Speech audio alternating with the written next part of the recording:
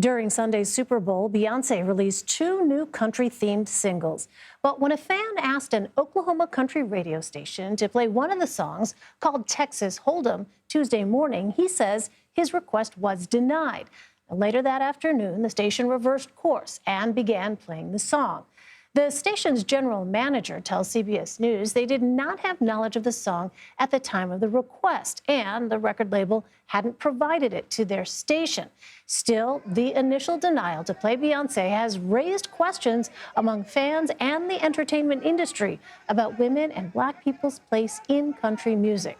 For more on this, let's bring in music journalist and author Robert Oermann. Robert, I know you have covered country music for decades. You have literally written books on this topic. So tell us, first of all, what makes something... 9 of them. I didn't want to go there, but you are essentially an expert on this.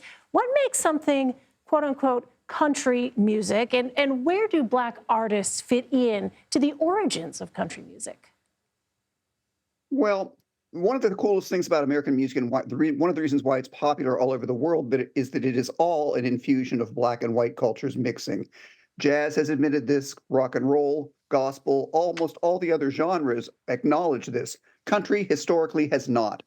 And that fits in really well with marketing by record companies, because the reason country was created as a style in the first place was we were in the 1920s, they separated what had been basically roots Southern music that was Black and white together, and they separated them, and they made one blues and one country. In the beginning, that didn't work out so great because they weren't segregated enough, and there were a lot of Black artists who bled into country music and a lot of white artists who bled into blues music, and it was all mixed up for a while until in the 30s and 40s and 50s, they got more and more strict about who was country, and they was basically white people. And so when you say they, you're talking about the industry itself, right? The record companies, yes, they created these artificial categories. In the rural South, there were no categories. It was just people making music. There were Black string bands playing for hoedowns and playing for square dances, and there were white people playing blues music. And Jimmy Rogers, the father of country music, is a perfect example of that. He's basically a blues artist. So against that backdrop then, Robert, where have Black and minority women specifically fit into quote unquote country music as the art form has sort of evolved? What my take on this is basically what the industry, the Nashville industry, continually keeps putting forward women and Black artists. The country radio industry has continuously rejected them. Radio is a kind of a different animal than the industry in Nashville. The industry in Nashville brings forward Mickey Guyton and Jimmy Allen and Kane Brown and Darius Rucker and these people.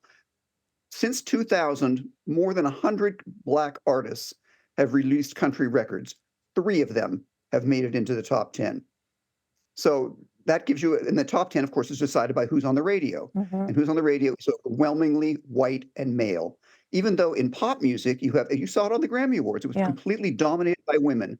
You can't tell me that country consumers are that different than pop consumers, that for some reason they only take white men. I want to ask you about Beyoncé, especially at this moment, right? It's a perfect example. Yeah. Radio rejecting the record before they've ever even heard it. Yeah. So, and the record doesn't even come out. The record doesn't come out until the 20th of this month. So there's no way for them to have the record when the fan requested it in the first place. But for them to say no before they've even heard it is a perfect example of what I'm talking about. all right, Robert Oermann, I'm so sorry. We'll have to leave it there. Thank you so much, Robert. Sure.